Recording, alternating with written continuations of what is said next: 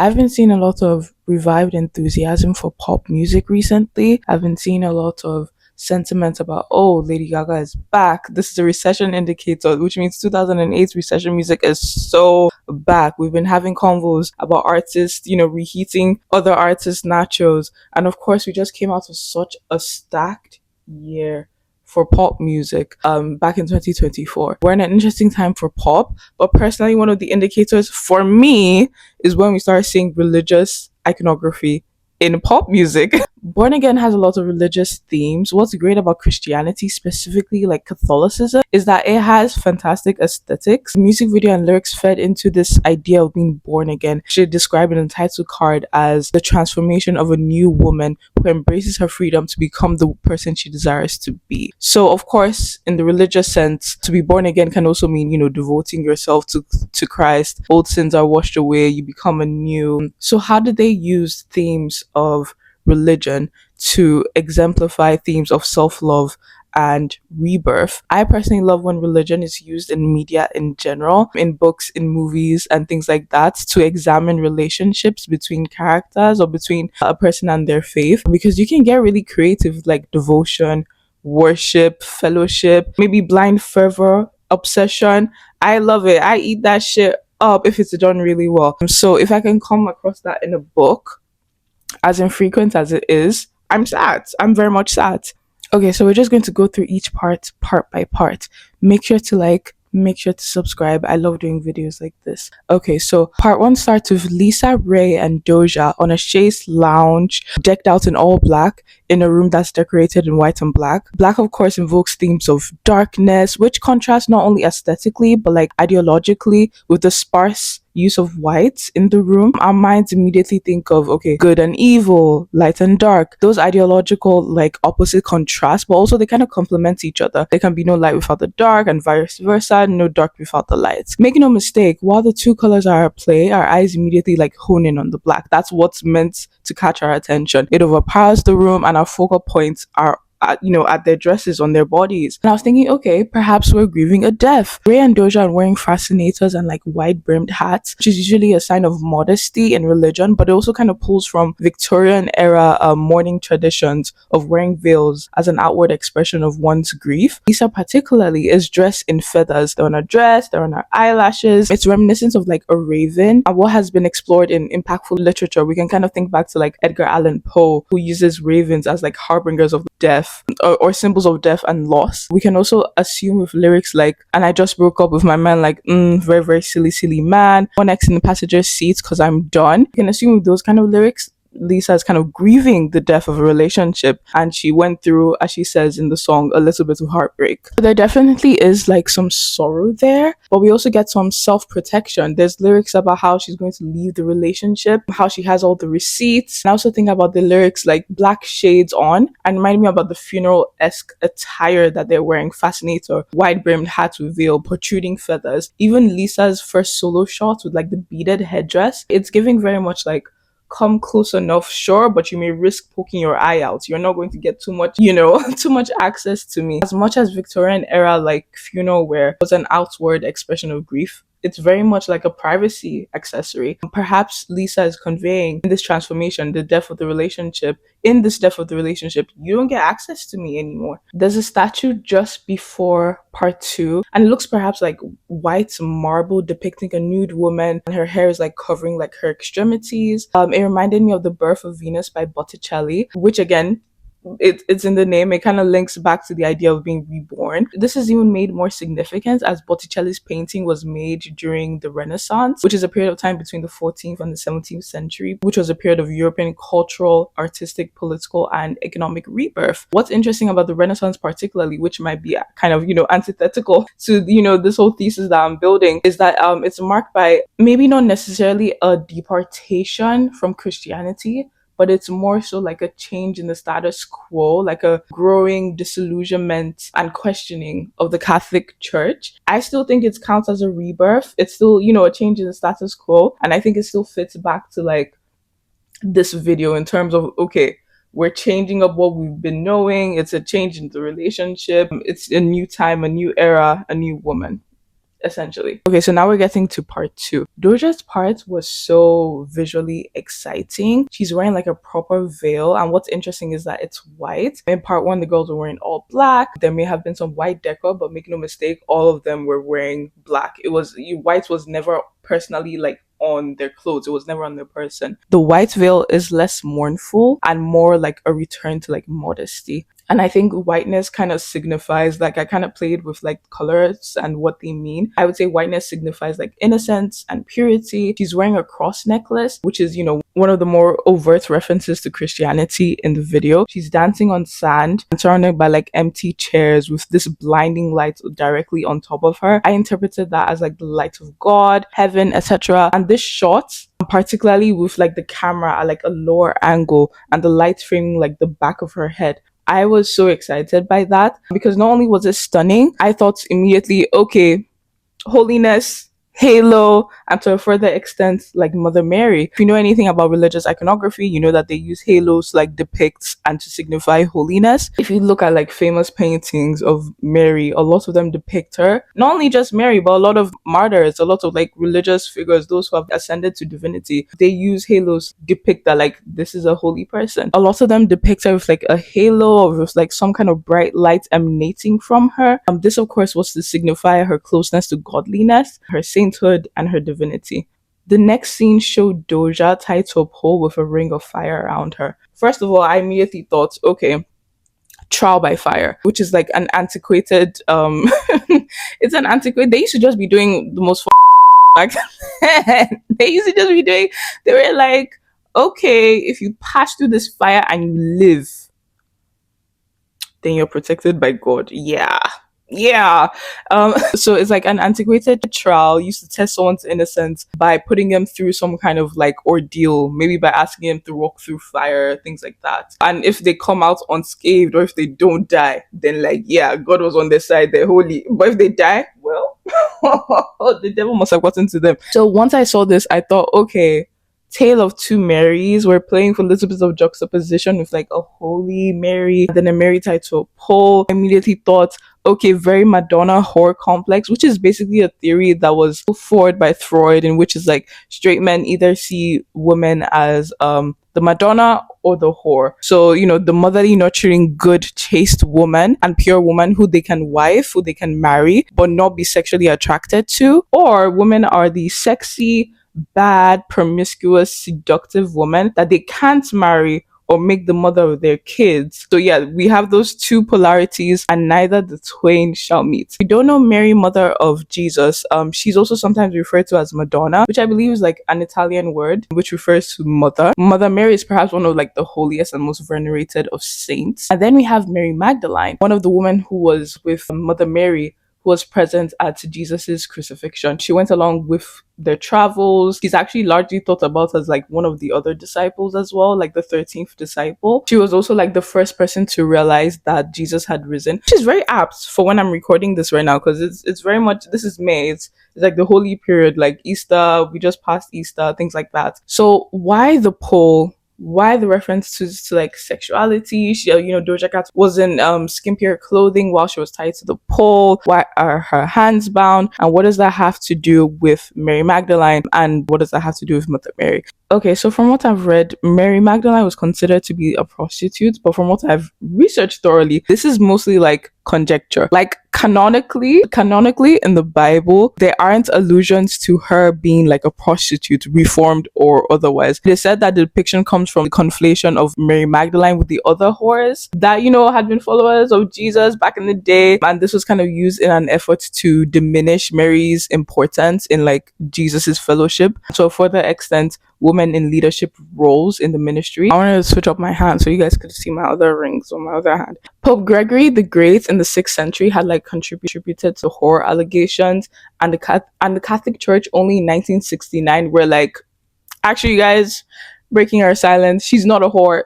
It's not in the text. It's not supported by text. I'm imagining them doing like a YouTuber style apology, like, guys, breaking our silence. She was not a whore. It was all a lie.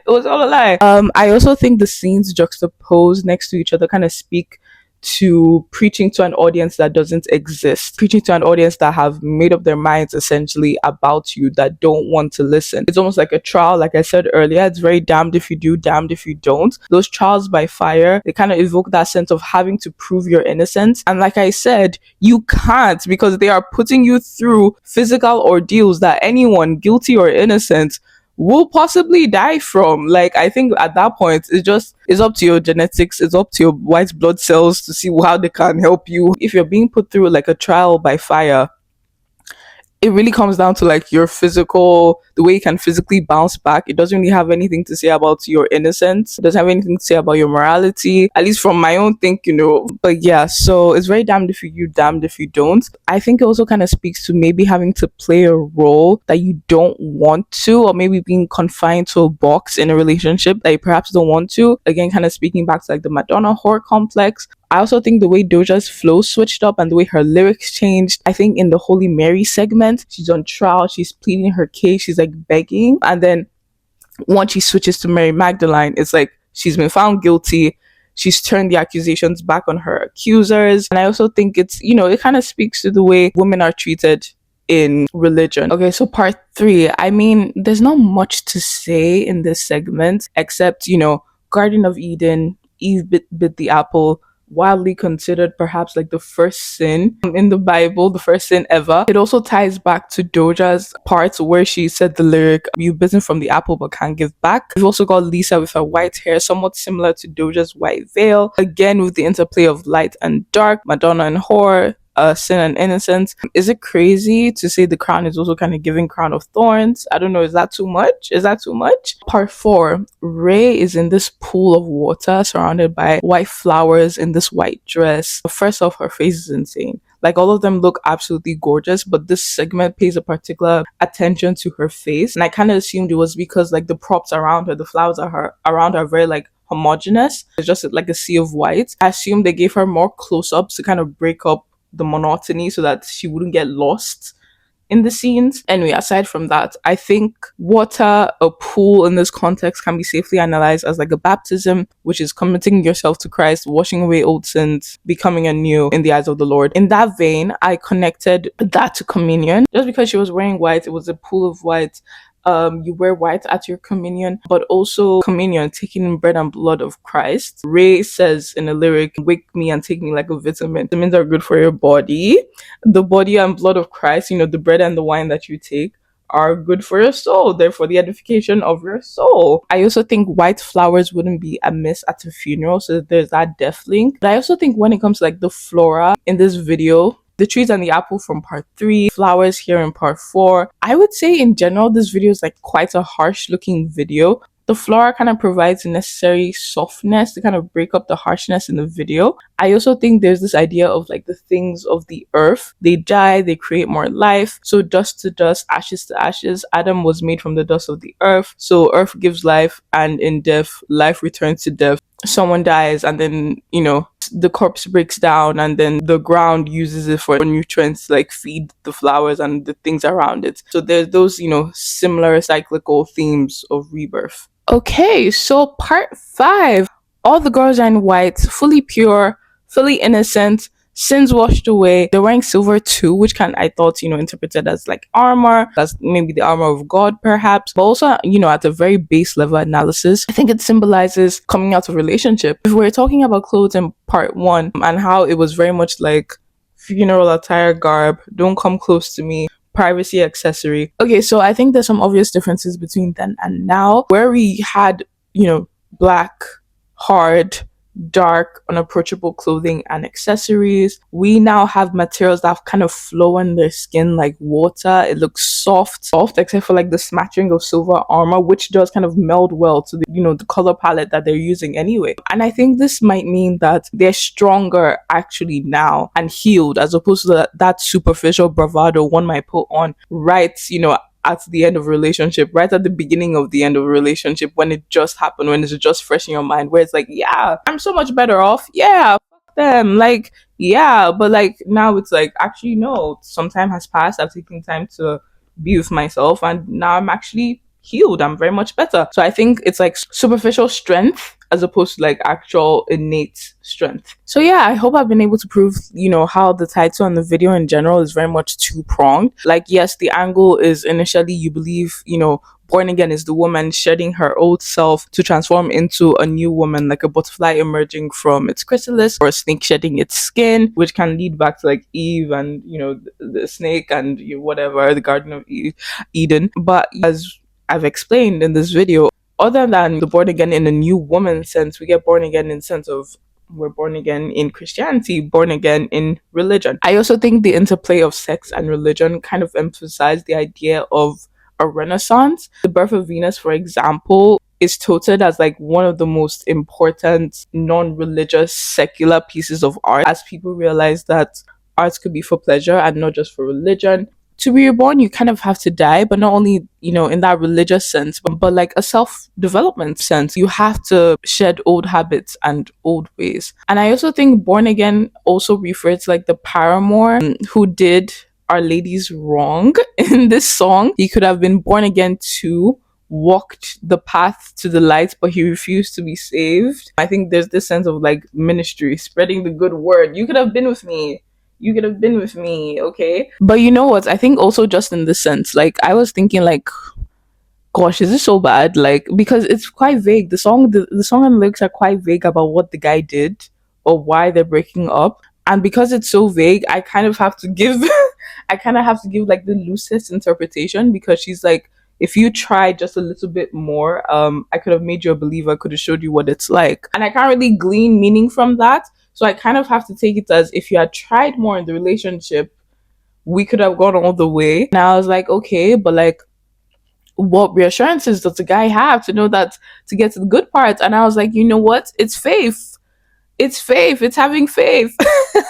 It's having faith. And as cringy as it sounds from Fall Out Boy, sometimes the only payoff for having any faith is when it's tested again and again every day. But yeah, okay, so now we're just going to do a little bit like rapid fire right now. So light and dark are constantly at play, not just with lighting, but also with the color use and with the story parallels, Madonna and Whore, Born Again but Sinful. There's also a level of persecution here, like I talked about earlier. The girls, namely Doja, are facing scrutiny by an audience that we can't see. They are trying to convince them of their innocence to maybe no avail. And I couldn't link it before, but I remember Jesus literally faced religious persecution. Like later, while I was drafting this video, I was like, oh my gosh, Jesus, like, like, yeah, he was on the cross, literally faced religious persecution himself and was literally hung on a cross for it. Lisa, in the first shot, the literal first shot of the video, stumped me, because I was like, what is this? Like, I was trying to like get something. The only thing that I have, and you can like tell me what you think about it, is that it kind of eerily reminded me of Sofia Coppola's Marie Antoinette, which is a gorgeous movie,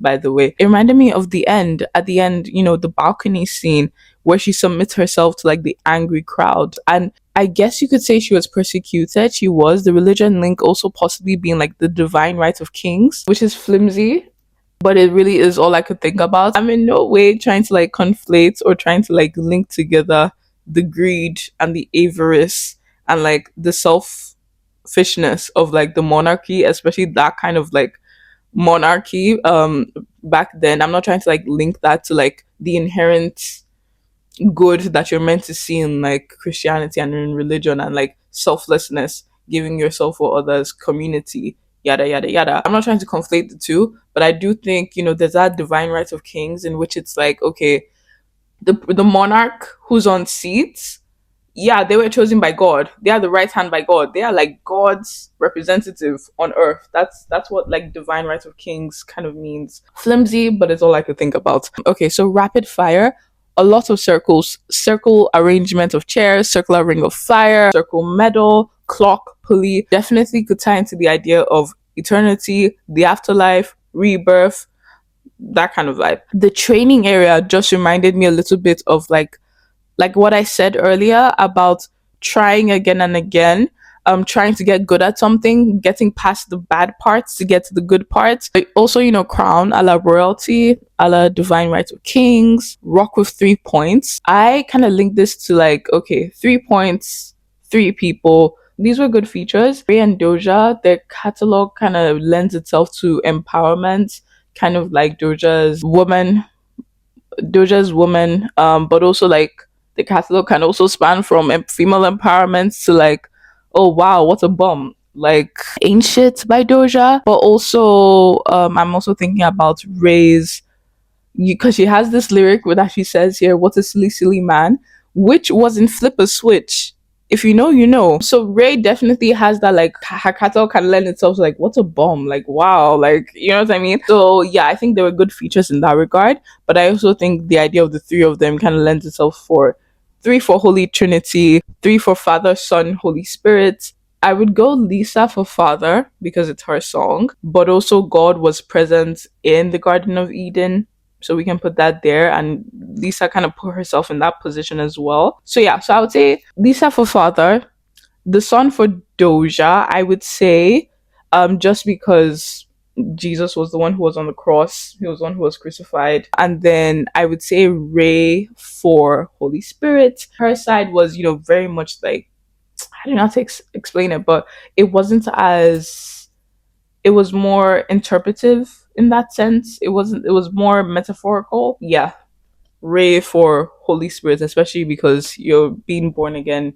It's a baptism. Is there a reach to say, see no evil, hear no evil, speak no evil? I don't know. Anyway, so yeah, so that's basically it. I love when religion interplays with other different media. Funny enough, we just got a new pope. I honestly, this is perfect timing. We literally just got a new pope, and I actually, before we got a new pope, I watched Conclave.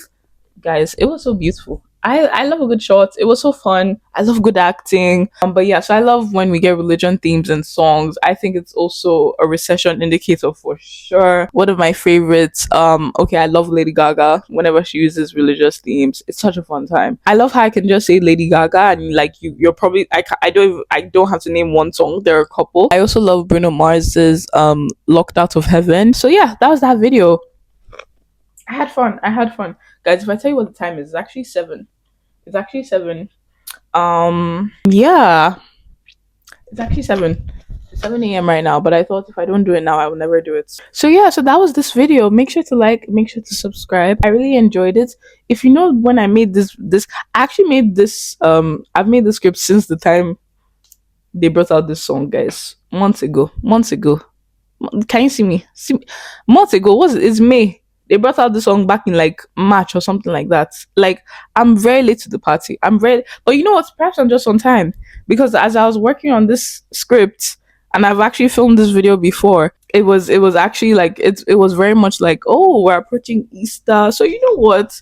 You never know what the universe has in store for you in terms of timing. So and the Pope, we just got a new Pope, so perhaps that adds another like meta layer to my scripts right now. So yeah. Anyway, had so much fun. Make sure to like, make sure to subscribe. I love videos like this. I love scripts like these. It's just fun. I just like to like intuit too much meaning. I like to intuit too much meaning in things that perhaps, probably wasn't that deep, but like everything's deep. So yeah, thank you. Bye. Oh, and today's Sunday. Can you imagine? On the holy day. On the holy day. All right. Bye.